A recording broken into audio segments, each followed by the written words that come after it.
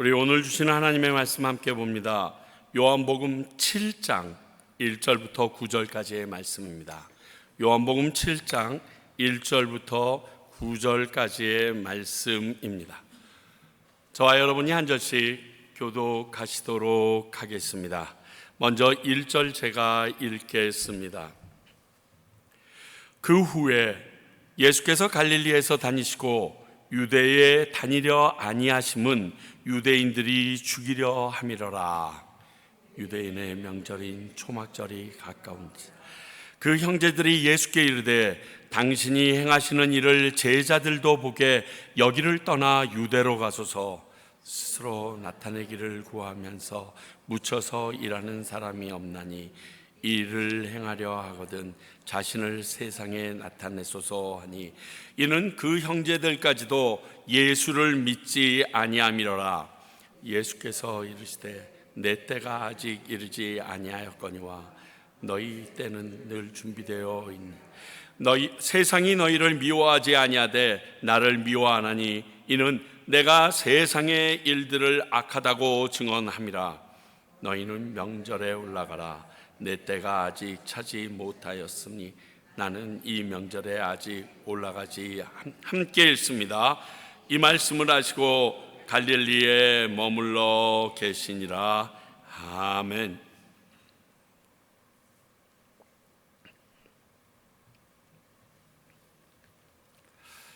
예수님께서 오병이어의 기적을 행하신 후에 가버나움, 즉 갈릴리 지방의 가버나움에서 계속해서 말씀을 가르치시고 계셨습니다. 그러나 그분께서는 예루살렘 근처인 유대 땅으로는 가지 않고 변방인 갈릴리 집안에서 계속 사역하시고 계심을 보고 그의 육신의 형제, 그러니까 예수님이 태어난 이후 마리아와 요셉 사이에 태어난 그 형제들이 여기에서 사역하지 마시고 큰 물에 가서 노르라고, 유대에 가서 이 일을 행하시면 더 많은 사람이 보고 당신을 믿고 따르지 않겠냐고 얘기를 합니다. 이에 대해서 아직 예수님이 내 때가 이르지 아니하셨다라고 말하는 내용이 오늘의 본문의 내용입니다. 물론 다소 다음 절 10절서부터의 내용을 보면 때가 이르지 아니하였는데도 예루살렘으로 가시는 예수님의 모습이 나오는데 그것은 다음 주일 우리 생각해 보기로 하고요. 먼저 오늘 말씀에서 우리에게 주시는 내용은 하나님의 때가 있다라는 거예요. In His time. 아까 우리 같이 불렀죠. 주님의 시간에 주의 뜻 이루어지리 기다려. 뜻이 이루어지기를 기다리는 게 아니라 이루어진다는 것을 기다린다는 뜻이에요. 하나님께서 온 세상의 주관자이심을 믿는다고 하면 하나님이 정하신 하나님의 때가 있음도 우리는 믿어야 합니다. 이것이 두 개가 같이 가야지 하나님의 온전하심 주권을 인정하는 것입니다. 내가 하나님이 전능하신 분임은 있지만 그분의 때가 아니라 그분의 기분에 따라서 아니면 상황에 따라서 어떠한 일을 벌이신다고 생각하면 하나님이 전능하실 이유가 없거든요. 전능하실 필요가 없어요. 그러니까 그분이 전지전능하시다라면 그분이 원하시는 때가 있음도 함께 인정해야 온전한 그분의 전능하심을 믿는 게 됩니다. 잘 아시겠지만 시간에는 두 가지 단어가 있습니다. 특히 헬라 시대에는 더더욱 그랬죠. 크로노스라는, 우리가 지금 보는 이 시계의 시간, 일반적이고 물리적인 이 시간을 이야기하고요. 카이로스라고 해서 의미가 부여된 특별한 시간이 있음을 의미합니다. 크로노스는 1분 1초 연속적인 수평적인 시간이라면요, 카이로스는 주관적이고 결정적인 어떠한 순간을 의미하는 수직적인, 좀 더 정확하게 얘기하면 이렇게 화살로 꽂는 듯한 그러한 시간대를 말합니다. 오늘 말씀을 보게 되면 6절에 때라고 번역된 이 단어는 분명히 카이로스입니다. 재미있는 것은 이 카이로스라는 단어를 요한복음에서는 딱 여기에 한 번 쓰고 더 이상 등장하지 않습니다. 곧 아직 하나님이 말씀하신 그 결정적인 하나님의 때가 아직 아니다. 그래서 내 때가 아니라고 말했다라고 오늘 말씀을 해석하면 제일 좋습니다. 자, 그렇다면 그 하나님의 때를 위하여서 우리들이 할 수 있는 것, 오늘 예수님이 하신 모습을 보면서 그 하나님의 결정적인 때를 위하여 우리들이 해야 될 것이 무엇인가? 첫 번째를 보니까요, 그 때를 위하여 다른 것들은 피할 수도 있어야 되는 것 같아요. 오늘 1절 하반절 볼까요? 유대인들이 죽이려 함이라. 그래서 갈릴리에 계시고 유대를 다니려고 하는데요. 유대에 가게 되면 그곳에서 진짜 많은 말씀을 더 전할 수 있고, 오늘과 같이 초막절이라면 유대인의 3대 절기로 전 세계 디아스포라 유대인들까지 전부 다 예루살렘으로 모이는 시간입니다. 우리가 아는 것처럼 오순절, 그때에 성령님이 임하여서 주님 예수 그리스도에 대한 것이 온 세상으로 펼쳐졌듯이 이 초막절도 아주 중요한 시기이고, 그리고 많은 일들이 증언되고 홍보될 수 있는 시간입니다. 그럼에도 불구하고 가지 않고 피하시는 모습을 봅니다. 우리가 박해를 당할 때 구차하게 그걸 피하는 것은 옳지 않습니다. 그렇죠? 그게 하나님이 물 믿기 때문에 내가 받는 박해다 여겼는데, 그걸 피하는 것은 조금 구차한 모습인 것 같습니다. 그러나 일부러 그 박해와 고난을 찾아서 가는 것은 지혜로운 것 같으세요? 그건 아닌 것 같아요. 저는 이게 좀 이해가 맞을런지 모르겠지만, 저는 많은 단기 선교팀들이 와서 우리 선교사님들과 저희 집 그리고 많은 곳을 방문합니다. 그리고 이렇게 얘기합니다. 왜 이렇게 편안한 곳에 있어요? 안전한 곳에 있어요? 그 말의 뜻을 저는 압니다. 왜? 나도 그런 생각을 가지고 있었으니까. 그런데 제가 명확하게 한 가지는 얘기합니다. 하나님이 우리를 과테말라에 왜 보내셨을까요? 죽으라고 보내셨을까요? 복음을 전하라고 보내셨을까요? 분명히 복음을 전하라고 보내셨을 거예요. 물론 그 복음을 전하다가 고난 가운데 죽음을 당할 수는 있어요. 그러나 죽으라고 보냈다고 그러면 무엇하러 미국에서 과테말라까지 와서 죽으려고 노력해요? 좋은 몰 앞에 있으면 요즘 미국에서 죽기 참 쉬워요. 지나가다가 괜히 덜르륵 갈기는 애들이 많아가지고 그냥 좋은 몰 근처에만 있어도 죽을 확률이 되게 높아요. 그럴 필요 없어요. 죽으려고 보낸 게 아니라 복음을 전하기 위하여 보낸 하나님의 그 일, 사건이 있는 거예요. 그거랑 똑같습니다. 오늘 예수님은 아직 하나님이 카이로스가 임하지 않아 있기 때문에 그를 죽이려고 하는 그 유대인들에게서 피할 수밖에 없으셨던 겁니다.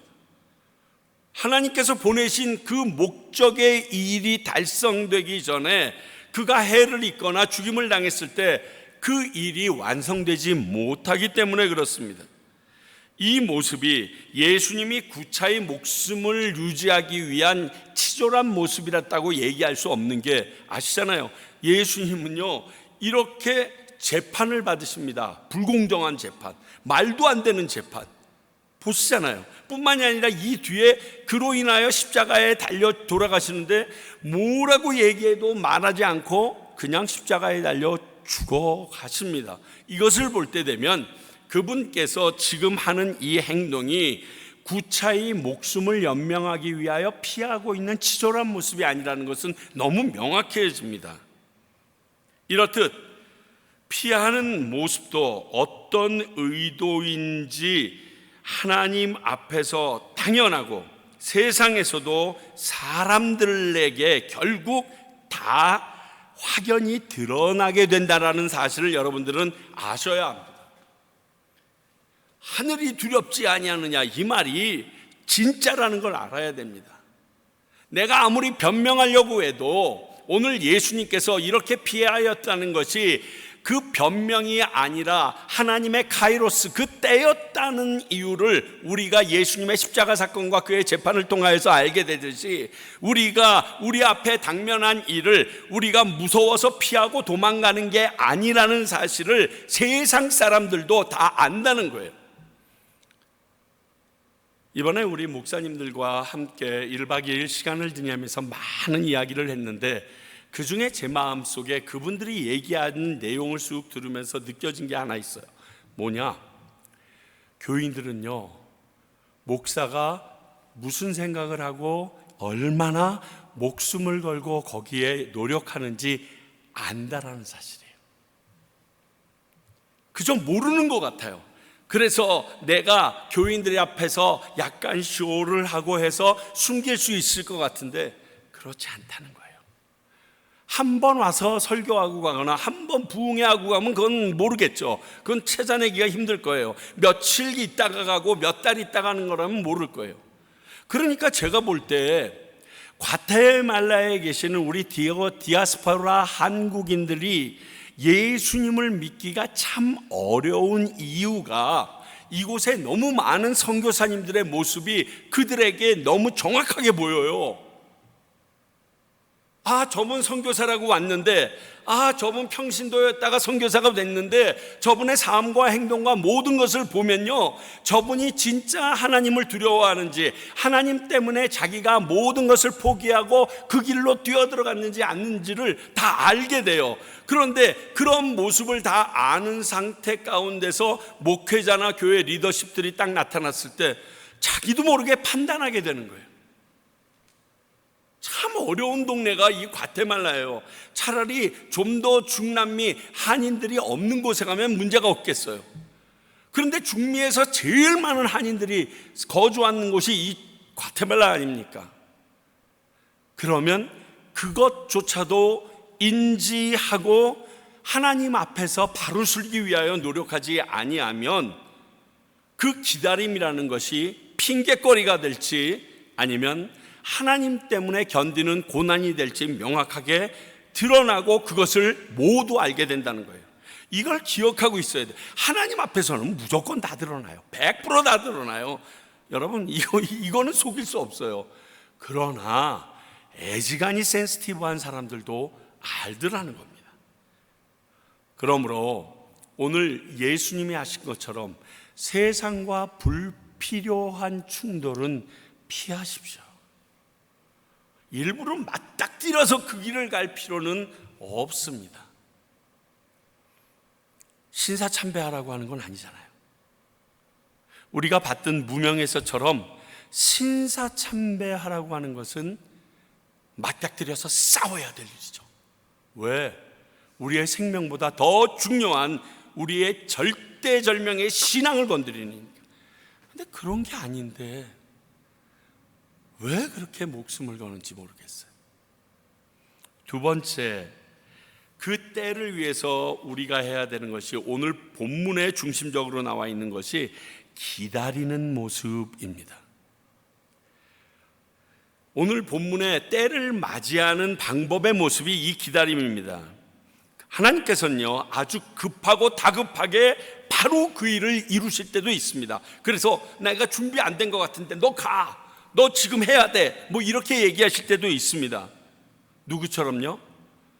십자가를 지고 가던 예수님 옆에서 괜히 걸어가다가 아리마대 요셉인가 맞나요? 자기도 모르게 그냥 지고 가야 됩니다. 이렇게 하나님이 강제적으로 확 하고 움직이실 때도 있습니다. 그러나 오늘 말씀에서 보면 시간을 연장함으로 기다림이라는 단어를 통과하여서 하나님의 시간까지 가는 모습으로 오늘은 우리에게 나타나고 있습니다. 이렇게 성경에 하나님의 때를 기다리게 하신 적이 여러 번 있습니다. 그리고 그 기다림을 기다리지 못해서 어려움을 겪은 우리 성경의 인물들도 꽤 많이 등장합니다. 그런데 오늘은 좀 긍정적인 면으로 기다림으로 얻은 축복을 중심으로 볼게요. 물론 기다리지 못했던 안타까움도 한 가지는 얘기할게요. 사무엘상 13장을 보게 되면 하나님께서 이스라엘 백성이 여느 민족처럼 왕을 달라고 얘기하시다 12장에 이르러서 왕을 선출합니다. 사울이라는 사람을 왕으로 세우죠. 그래서 사무엘상 12장에서 사무엘이 자신의 모든 것을 내려놓으면서 그리고 그 모든 일을 하나님께 의탁하며 유명한 말, 내가 너희들을 위하여 기도하기를 쉬는 죄를 버물지 않겠다라는 그러한 말을 하죠. 그리고 사무엘상 13장이 들어가서 블레셋과의 싸움이 일어납니다. 이 블레셋과의 싸움에 사울이 가서 준비합니다. 준비하고 모든 온 이스라엘 민족을 다 모읍니다. 그가 마땅치 않았던 사람들까지도 겨우 모여서 인원이 됐는데 이래를 기다리라고 했던 사무엘이 이틀이 넘어도 안 옵니다. 그러니까 이스라엘 백성이 흩어지기 시작합니다. 마음이 조급해집니다. 같이 싸워도 우리 인원이 부족한데, 능력이 없는데, 그리고 군장비도 너무 없는데 사람까지 틀어지니까 이틀 기다렸다가 도저히 안 되겠다, 야 재물들 갖고 와라. 그래서 사울 왕이 사무엘을 대신하여 제사를 드립니다. 기가 막힌 거는 드라마도 아닌데 이 제사 지기가 딱 끝나자마자 사무엘이 짠하고 등장합니다. 그리고 왜 이렇게 망령땡이 행했냐고 막 얘기합니다. 근데 사울의 입장에서 분명히 정확하게 변명을 합니다. 변명이 아니라 타당성이 있고 합리적인 말을 합니다. 약속 시간에 안 오셨잖아요. 뿐만이 아니라 모여든 군인들이 흩어지기도 시작하잖아요. 지금 전쟁 때입니다. 그저 마냥 기다리고 있는 평화시가 아니라 눈앞에 적군이 있는 이 시점에 당신이 약속을 어겨서 내가 하나님 앞에 예배드리지 않고는 전쟁을 드릴 수 없기 때문에 내가 드렸는데 뭐가 잘못했습니까? 그게 뭐 대단하다고. 그런데 기가 막힌 것은 사무엘이 이 일로 인하여 하나님이 너 버린다고 얘기합니다. 망령되이 행했다고 그래요. 너는 제사를 드릴 사람이 아니라 이 나라의 왕이라고 얘기를 합니다. 왕이 그 나라의 제사권까지 가지고 있다라고 얘기하지 않고 있습니다. 있을 것 같은데 그렇게 말하지 않습니다. 그리고 이 일로 사울은 정말 하나님께서 버리시게 되고 다윗이라는 왕이 세워지게 됩니다. 더 기다려서 사무엘이 늦게 와서 군인들이 다 흩어지고 전쟁에서 졌다면 누가 책임질까요? 하나님이 책임져야 되는 일이에요. 좀 더 인간적으로 좁혀보면 사무엘이 책임질 일이에요. 그런데 못 기다립니다. 그래서 모든 가문이 왕위에서 퇴출되는, 아니 다 죽어버리는, 그리고 다리를 저는 한 아들만 살아남게 되는 안타까움이 그에게서 드러납니다. 반대로 이런 사울이 있을 때 왕으로 기름 부음 받은 다윗이 있습니다. 다윗이 기름 부음 받고 제일 먼저 한 일이 사울 왕이 불면증에 힘들어할 때 귀신을 쫓아내기 위하여 그 앞에서 수금을 탑니다. 그리고 사울 왕이 막 전장터를 누빌 때 그 무기 들고 쫓아다닙니다. 그런 생각 안 들었을까요? 에이씨, 왕이라며 기름 부음까지 해놓고서 지금 내가 이 일 하려고 여기 있는 거야? 그 일이 성경학자들마다 약간의 차이가 있지만 최소한 누가 얘기해도 10년에서 15년 동안은 그 일을 합니다. 도망쳐 다니는 일까지 합쳐서요. 그런데 그 기간을 기다리고 자기가 왕 삼았던 사울에게 흠집 쫓아내지 않습니다. 그것도 2번의 기회가 있었음에도. 그랬던 다윗이 또 멋있는 게 뭐냐면 성전을 짓겠다고 얘기합니다. 누가 들어도, 하나님의 선지자 나단이 들어도 너무 좋은 일인 거예요.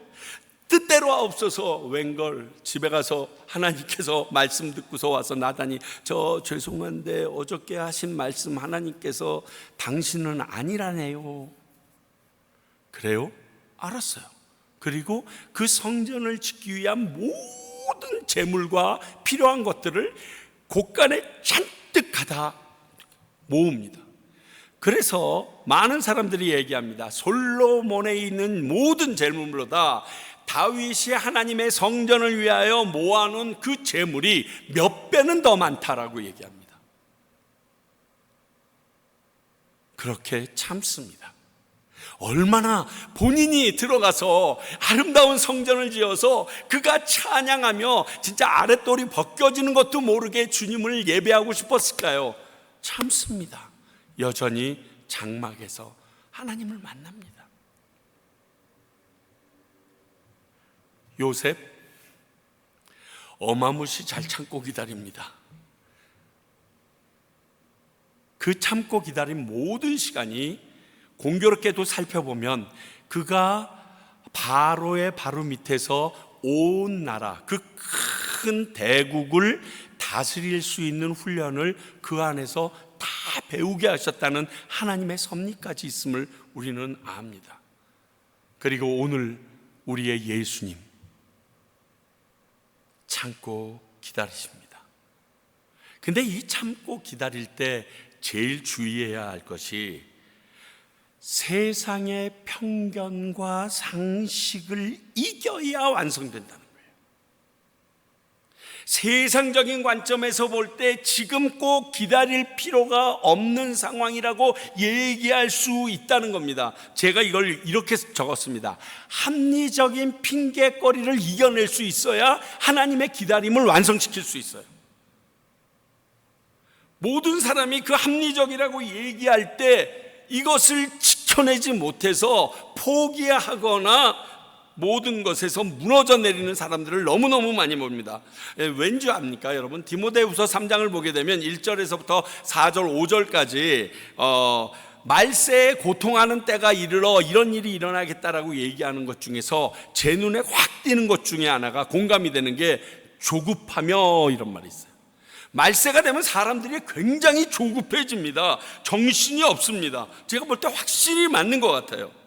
과정보다는 결과부터 얘기해. 결과부터. 그래서 어떻게 됐다고, 어떻게 해서 그렇게 했는데는 그 다음에 알고 싶은 거예요. 1대0으로 이긴 것부터 알고 싶어요. 근데 어떻게 해서 1대0이 됐는데는 나중에 알고 싶은 거예요. 스토리 전개가 늘어지면요, 요즘 영화나 드라마 안 봅니다.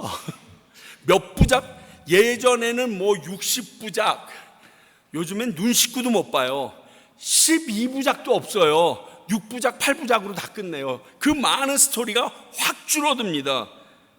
아니 그것도 지루하다라고 줄여서 보여주는 유튜브가 얼마나 많아요. 난 너무 행복해요. 그것만 봐도. 이러는 걸 보면 사람들이 조급한 게 확실합니다. 거기다가 이런 시대에서 상식적이고 합리적인 핑계거리가 같이 있다라고 하면 기다릴 이유가 없는 거예요. 그렇잖아요. 내가 그렇게 오랜 시간을 기다려서 내가 원하는 것도 제대로 얻어내지 못하는데 내가 왜 기다려야 돼? 라고 생각하는 건 지극히 말세의 생각에서는 확실합니다. 요즘에 하나님의 뜻을 기다리면서 그리고 묵상하며 있다, 정말 어려운 이유가 여기에 있습니다. 예를 들어 이런 거예요. 아니 결국 예수님 십자가에 달려 돌아가시고 우리 죄를 구원한 건데 뭐 그렇게 성경에 장구하게 그 앞뒤로 가리키는 말씀이 많고 그냥 십자가에 달려서 돌아가시면 끝나잖아, 뭐 이렇게까지 얘기할 수 있는 것이 현대인들의 조급한 마음을 대변해 줍니다. 그런데 그렇게 하면 될 것 같은 그 십자가 사건도, 우리들에 대한 구속사적인 사건도 예수님은 이렇게 고구마 정계처럼 기다리라고 하십니다. 천천히 갑니다. 왠지 아세요? 이걸 아셔야 돼요. 그것이 예수님이 정하신 때가 아니고 하나님이 정하신 때라는 거예요. 예수님께서 내 스스로 내려와서 난 죽으면 돼 이렇게 생각한 것이 아니라 사람들에게 예수님의 모습을 보면서 하나님이 어떻게 하셨는지를 알려주시기 위하여, 하나님 때를 맞추기 위하여 예수님께서는 기다림이라는 이 방법을 써서 살아가신 것입니다. 그러니까 정확하게 얘기하면 순종이랑 직결된 사안이 기다림이었어요. 하나님의 때는 순종과 정확하게 연결됩니다. 급하든 기다리든 하나님의 명령대로 순종해야지 되는 게 하나님의 때예요. 이게 우리가 잊어버려지면 막상 기다린다는 것도, 갑자기 나를 부르신 것도 이해할 수도 없고, 왜 해야 되는지 세상적인 타당한 핑계로 빠져나가게 되는 겁니다. 근데 오늘 말씀을 보니까 하나님의 때 때문에 순종하며 기다리시는 예수님의 때를 보게 되는 겁니다. 여러분들은 하나님의 때를 위하여 여러분들의 때를 얼마만큼 절제하시거나 얼마만큼 순종하고 계십니까?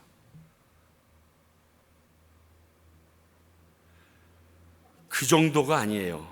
하나를 더 보면 9절을 보니까 이 말씀을 하시고 갈릴리에 머물러 계시니라. 행해야 돼요. 말씀해 주신 대로 살아내야 돼요. 그래서 누가 비방을 해도 하나님의 명령대로 갈릴리에 그냥 머물러 계시는 예수님의 모습을 성경은 우리에게 알려줍니다. 물론 이 뒤에 10절을 보면 은밀히 예루살렘으로 올라가셨다고 적혀 있고요, 14절을 보면 성전에서 말씀을 가르치고 계십니다. 뿐만이 아니라 예수님을 보내신 하나님의 교훈을 가르치고 계시다라고 16절에서는 이야기하게 됩니다. 이것을 보면 어느 정도 좀 모순이 아닌가라는 생각이 듭니다. 그러나 이런 생각들을 뒤로하고 하나님의 명령에 따르는 순종임을 기억하면 이 뒤에 있는 10절, 14절, 16절에 예수님이 예루살렘에 올라가서 하신 이 행위가 순종의 결과라는 것을 알게 됩니다. 여러분, 저 같으면 그러겠어요. 아니, 그렇게 하나님의 때, 내 때가 아니라고까지 얘기했는데 갑자기 가라니요. 그래서 은밀하게 올라갑니다. 올라갔는데 또 말씀을 전하랍니다. 성전에서 말씀을 전합니다. 그러니까 그게 네 말이냐 뭐 했더니 나는 하나님의 교훈을 전하는 거지 내 말을 전하는 게 아니다 막 얘기합니다. 그런데 이렇게 가라고 얘기했던 형제들이 예루살렘에 와서 딱 보니까 저 인생이 여기 와 있네. 때가 아니라며. 그래서 안 온다며. 근데 와서 저러고 있어? 얘 뭐야? 여러분, 순종은 오해를 낳을 수 있습니다. 어떻게 합니까?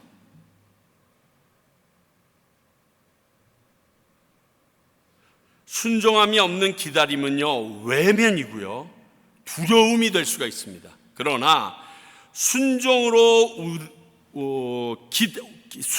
이룬 기다림은요, 용기고 하나님의 뜻을 이룹니다. 이것만 믿으십시오. 오늘 이런 예수님의 피함과 기다림으로 하나님의 뜻은 완성됩니다. 오늘 부르고 싶은 찬양 중에 못 부른 게 뭘까요? 주님 말씀하시면 내가 나아가리다. 주님 뜻이 아니면 내가 멈춰서리다. 이게요, 오늘 부른 C키로도 충분히 부를 수 있게 되어 있거든요. 근데 못 불러서 참 안타까워요. 그런데 예수님이 그 길을 가셨다는 거예요. 내가 하나님의 길을 간다는 것은 그분의 말씀에 순종하는 길임을 우리는 알아야 됩니다. 오늘 예수님이 그걸 보여주십니다. 또 하나 잠깐 생각해 볼게, 예수님과 육신의 형제들의 모습입니다. 마가복음 6장 3절 볼까요? 이 사람이 마리아의 아들 목수가 아니냐, 야고보, 요셉, 유다, 시몬의 형제가 아니냐, 그 누이들이 우리와 함께 여기 있지 아니하냐 하고 예수를 배척한지라. 성경은요, 성령으로 태어난 예수님 이후에 마리아와 요셉 사이에서 최소한 4명의 남자 아들과 2명 이상의 딸들이 태어났음을 우리에게 명확하게 얘기합니다. 이게 천주교에서는 마리아가 낳지 않은 자녀들인 것을 인정해야 신부 서품을 줍니다. 이게 차이예요. 이게 문제예요. 근데 성경은 그렇게 얘기하지 않았습니다. 성령으로 잉태된 마리아에게 난 예수님이 있었고, 그리고 요셉과 마리아의 사이에 최소한 4명의 아들과 2명 이상의 딸이 있었다라고 명확하게 이야기합니다. 오늘 말씀은 이들과 예수님 간의 관계를 지금 얘기하고자 하십니다. 여러분, 이 부분이 왜 중요한지 아세요? 이 세상을 살아가면서 모든 세상 사람들이 겪어야 되는 형제 자매 간의 가족 안에서의 문제를 예수님께서도 그대로 겪으셨다. 내가 경험해봤다. 미친놈 취급도 받아봤다. 내 동생들에게, 내 형들에게 이런 얘기를 할 때 그것에 대하여 해법을 제시할 수 있는 예수님의 전지한 모든 것을 다 경험하신 능력이 여기에 있기 때문에 이게 가능한 거예요. 어찌되었든 오늘 5절 말씀을 보니까 한마디로 그 예수님을 믿지 않은 형제들이라고 확실하게 얘기합니다. 그들이 초기에 자기 형제인 예수님을 믿지 않았다는 사실은 3군데 마태, 마가, 누가 공관복음에 여러 번 기록되었을 뿐만이 아니라 그 중에서는 어떤 곳에서는 그 형인 예수가 미쳤다라고까지 이들은 얘기했었습니다. 그래서 그를 붙잡아서 집에 잡아놓으려고 그 동네에 와서 말씀 가르칠 때 그 시나고그에 들어가서 붙잡아 내려고 했던 사건까지 있었습니다. 물론 예수님의 부활 후에는 그들이 예수님의 신실한 증인으로 살았던 것은 확실합니다. 그러나 예수님을 믿지 않을 때 그들은 더 많은 사람들에게 인정받는 존재가 되라고 요구하는 사람들이었다는 것을 오늘 말씀은 알려줍니다. 그리고 저는 말씀을 보면서 약간 얘네들이 오해하고 있구나 하는 생각이 뭐냐고 하면 4절을 보세요. 스스로 나타나기를 구하면서 묻혀서 일하는 사람이 없느니 이렇게 얘기해요. 예수님이 스스로 자기를 드러내고 싶은 사람이라고 착각하고 있었던 것 같아요. 근데 예수님 그런 분 아니거든요.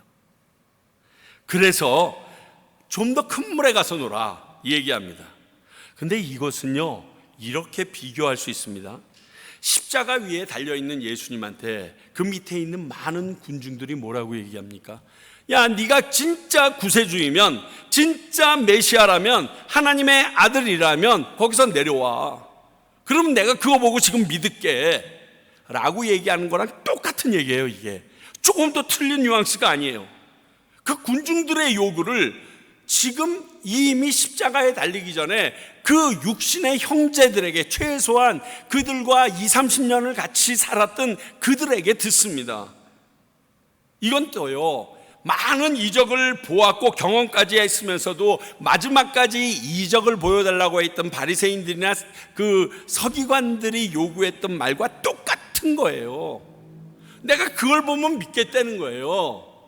왜 이렇게 구석에서 그렇게 행동을 하면서 계속 네가 하나님의 아들이라 얘기하냐는 거예요.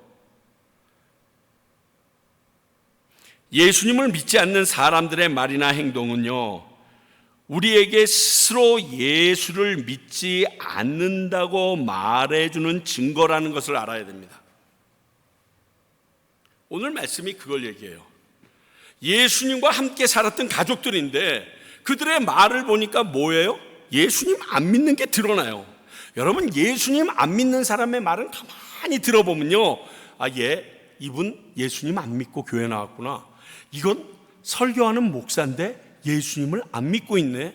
지금 복음을 전하는 선교사인데 교회에서 지금 몇 대째 나와서 예수를 믿는다고 하는데 이 사람 예수 안 믿는구나 알 수가 있어요.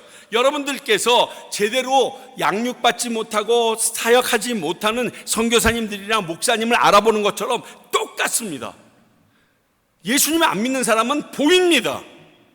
압니다. 그런데 예수님이 이런 취급을 받게 된 것을 뭐라고 얘기하시는 줄 아세요? 근데 내가 먼저 세상에 도발했어, 이렇게 얘기합니다. 7절에 뭐라고 써 있어요?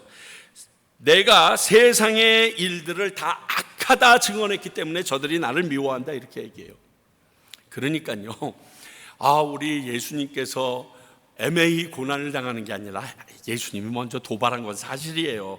그런데 이런 도발에 세상이 발끈하여 그를 미워하고 공격하게 된 것인데, 이런 상황 가운데서 그 형제들이 빠져나올 수 있는 방법은 세상의 방법을 쓰는 것밖에 없는 거예요.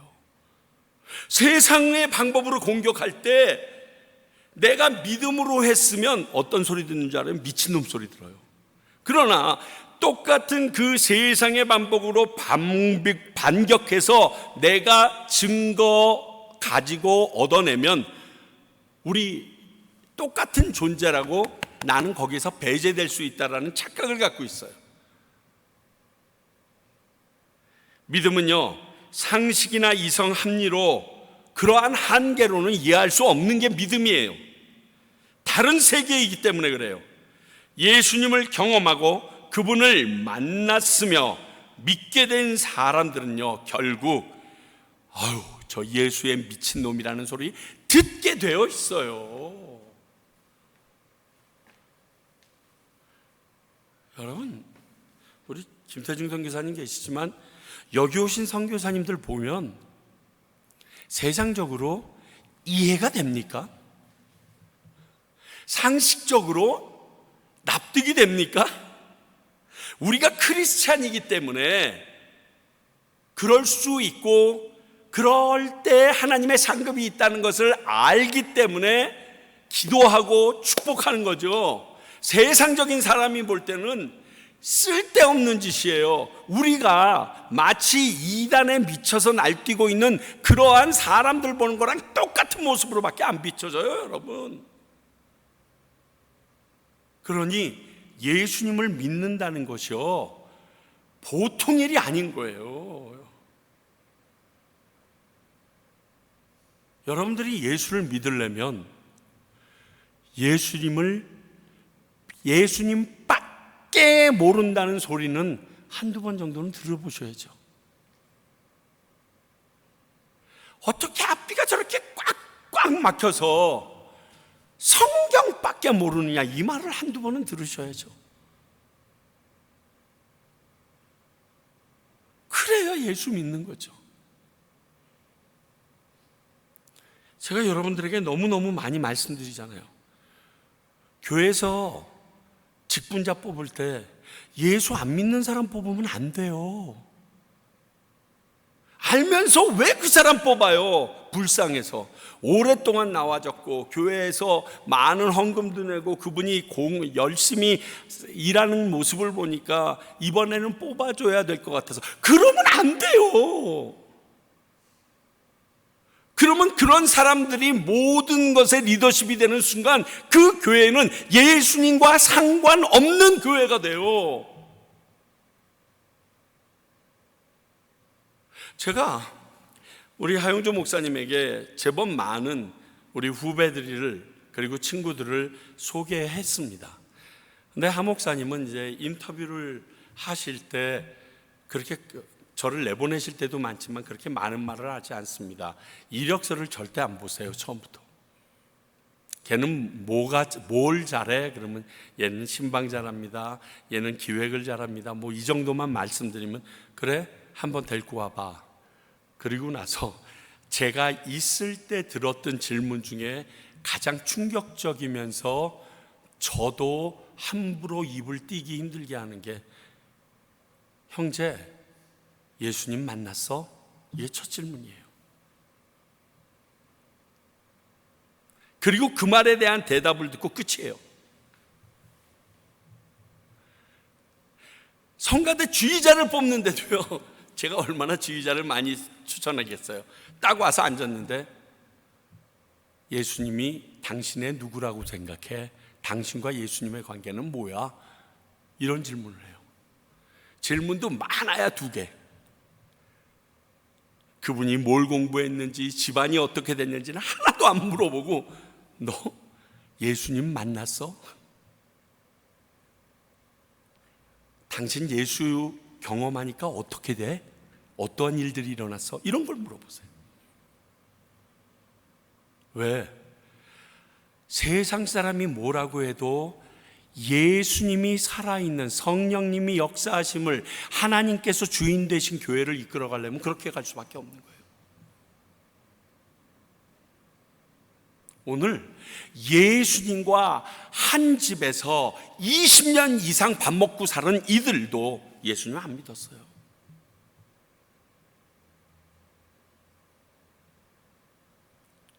정확하게 얘기하면 오늘 말씀을 보면 세상적인 시각으로 예수님을 바라보기 때문에, 그의 사역을 바라보기 때문에 그래요. 이 일에 대해서 어떤 신학자가 쓴 글을 보는데 아주 섬뜩해요. 오늘 이 본문에서 예수님의 형제들이 한 행동을 보면서 이렇게 평가해요. 이 신학자는 예수님의 형제들의 권면은 마치 오병이어의 떡 먹은 무리가 그를 억지로 임금 삼으려 했던 것이랑 같고, 자기에게 절하면 천하만국을 주겠다고 한 마귀의 시험과도 똑같다, 이렇게 썼어요. 설마 그러죠? 아까도 말씀드렸잖아요. 똑같아요. 예수님은 언제나 하나님 중심이었지만 그 형제들은 세상 중심이에요. 사람 중심인 거예요. 하나님 중심으로 행하는 자는 오직 하나님의 인도하심에만 따라서 살 수밖에 없는 거예요. 내 중심이 그분인데. 그래서 하나님의 크신 능력과 창조주의 전능하심을 경험하지 못하게 되는 거예요. 그분의 뜻대로 살아야 경험을 하지. 안 사는데 그 놀라움이 전지전능하신 그분의 손길 안에서 이루어지는 능하신 손을 어떻게 경험해봐요? 어떤 분이 그러더라고요. 물에 빠져봐야 아냐고요. 여러분, 물에 빠져보지 않으면요, 물에 빠진 사람이 얼마나 다급하고 얼마나 엉뚱한 행동하는지 모릅니다. 제가 해상 훈련을 받았잖아요. 구조원 훈련을 받았잖아요. 전에도 말씀드렸죠. 하는 마지막 코스가요, 우리가 수영 잘하는 거 이거는 기본이에요. 다 수영 잘해요. 파도에서도 잘 해보면 일로 들어가면 나오지 못하겠다 다 보여요. 그런데도 빠지면 뛰어 들어가야 되잖아요. 제일 위험한 게 빠지는 사람의 행동이에요. 그분의 심리예요. 그래서 마지막에 5m 내지 7m 되는 곳에 구조요원들이 같이 뛰어들어서 4-5명이 뛰어들어서 저를 물먹입니다. 제가 물을 꿀꺽꿀꺽 마셔가지고 막 정신이, 물을 많이 먹고 코로 입으로 막 물이 들어가면요, 사람이 혼미해집니다. 내가 어떤 행동을 할지 모릅니다. 그러면 위에서 다 찍어줘요. 그 당시에는 이런 카메라였거든요. 다 찍어줘요. 그렇게 하고 나서 물 먹은 사람이 얼마나 엉뚱한, 죄송합니다, 별 지랄을 다 해요. 때리고 핥히고 머리카락 짝, 이건 일도 아니야. 그걸 보고 나면, 그걸 내가 경험하고 나면 어떻게 해야 이 사람 살릴 건지 생각해요. 예쁘게 가서 뭐 영화의 주인공처럼 이렇게 웃기지 마. 그렇게 절대로 나오지 않아요. 아무리 예쁜 여자라도 뒤로 몰래 가서 머리카락 잡고서 그냥 말 안 들으면 한 대 떼서 기절시켜서라도 데리고 나오게 되어 있죠. 그거 제정신 차리고 있으면 내가 죽거든요. 내가 어린아이라면 내가 힘으로 하지만 조금만 커도 제 힘으로 살겠다는 사람을 어떻게 이깁니까? 똑같아요. 하나님을 경험하는 것이 이렇게 중요합니다. 그리고 오늘 말씀의 결정적인 게, 신앙은 혈연으로 만들어지는 게 아니에요. 예수 잘 믿는 마누라 붙잡고 있으면 그 치마자락 짧고 천국 가는 게 아니에요. 우리 부모가 순교하셨고 뭐 기타 등등 다 하고 있어서 그 부모 이름 부르면서 천국 못 가요. 에스겔서 2장 8, 에베소서 2장 8절, 너희는 그 은혜로 인하여 믿음으로 구원을 받았으니 이것은 너희에게서 난 것이 아니라 하나님의 선물이라. 하나님이 선물로 준 게 이 구원이에요. 은혜로 받은 산물이 구원이에요. 그러니까 혈연지간에는 상관이 없는 거예요. 물론 모텔 신앙과 같이 가정적 환경이 예수님을 만날 기회가 그렇지 않은 사람보다 많아서 기회를 누리는 것은 특혜예요. 그건 축복이게 확실합니다. 그러나 그것들이 그들의 신앙까지 온전히 세우는 가장 중요한 요소라고 말할 수는 없습니다. 그걸 아셔야 돼요. 여러 가지 이유가 있지만 저는 미국에서 20년간 목회해 보면서 목사님 자녀들이 지금도 교회에 안 나가는 친구들을 굉장히 많이 봅니다.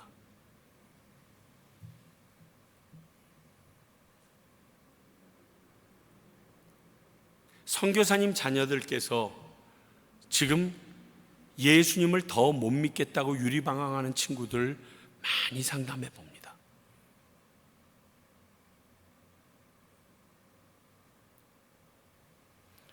오늘 예수님의 동생들이 그것을 확인시켜 줍니다.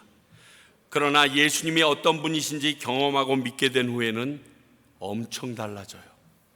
야고보서 1장 1절. 야고보 장로님이 자기를 소개하는 겁니다.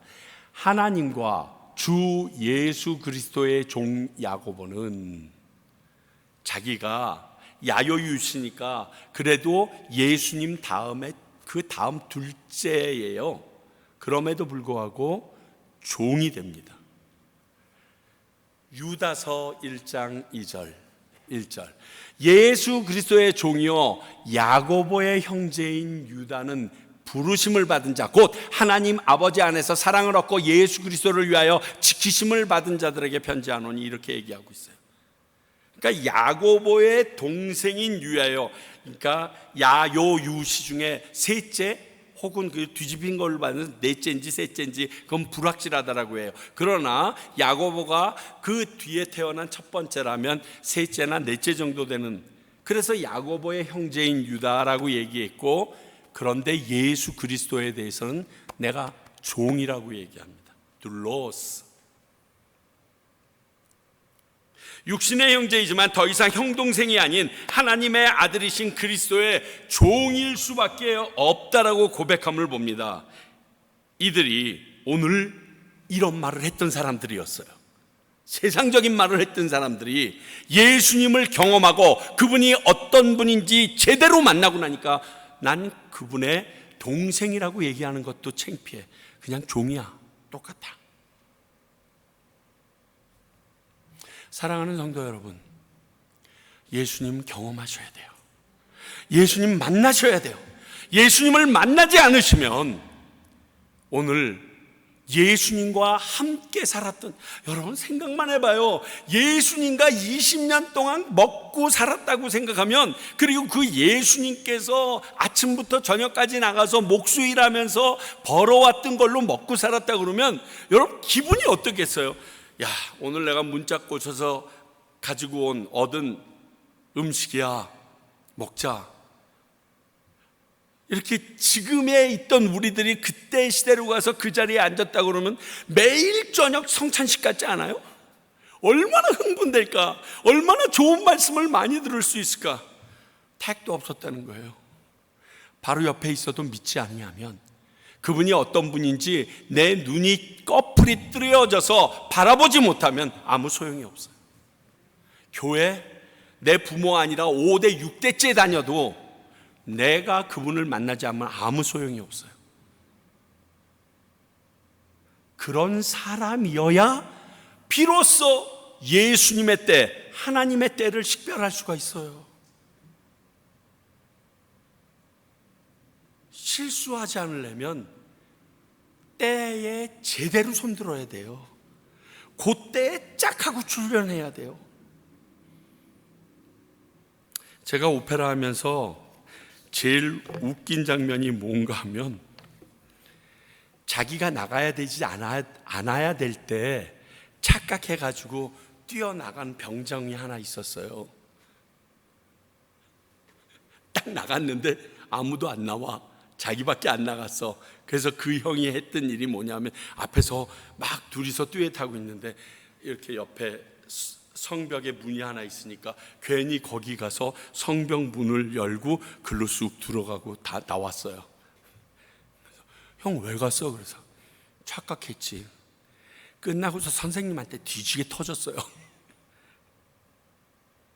근데 그걸 생각할 때마다 느껴지는 게 있어요.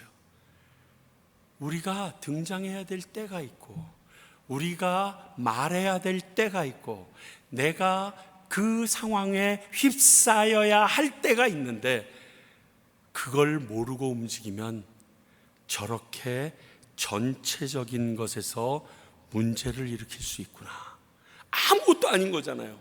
근데 생각해봐요. 지금 굉장히 유명한 뚜엣의 아리아가 막 펼쳐지고 있는데 웬 한 놈이 쑥 지나가면서 모든 걸 깨버리더라고요. 집중을 완전히 깨버려요. 하나님에게 집중되는데 자꾸만 여러분들이 그 자리에 찬탈하지 마세요. 그 하나님의 때에 우리도 맞춰서 움직일 수 있는, 그 하나님을 믿고 그 음성에 순종하는 저와 여러분들이 되길 바랍니다. 기도하겠습니다. 하나님, 오늘 예수님의 모습을 보면서 하나님의 본체이시나 동등됨을 취할 것으로 여기지 않고 이 땅에 내려오셨기에 그 직분이, 역할이 다른데 그 다른 역할 안에서 철저히 하나님의 때를 순종하며 기다리셨던 예수님을 봅니다. 또 그 모습을 보면서 아무리 예수님과 오래 같이 살았지만 이해하지 못하고 엉뚱한 말을 내뱉는 그 형제들의 모습도 봅니다. 아버지, 저희들로 하여금 하나님의 때에 온전히 기다리며 참여할 수 있게 하시고, 또 하나님을 만남으로 말미암아 하나님을 믿고 따를 수 있는 주의 백성들 되게 하여 주시옵소서.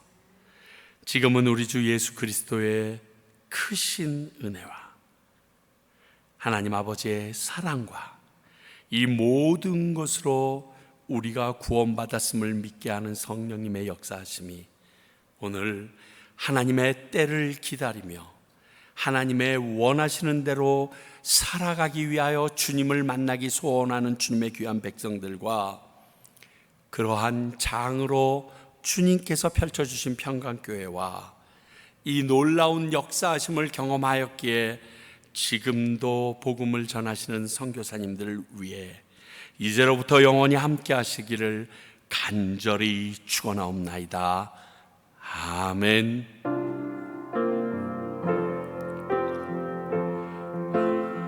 아버지 하나님 은혜로 우리가 그분의 때를 명확히 알 수 있는 자들이 되도록 역사하여 주시고 붙잡아 주십시오. 주님 사랑합니다.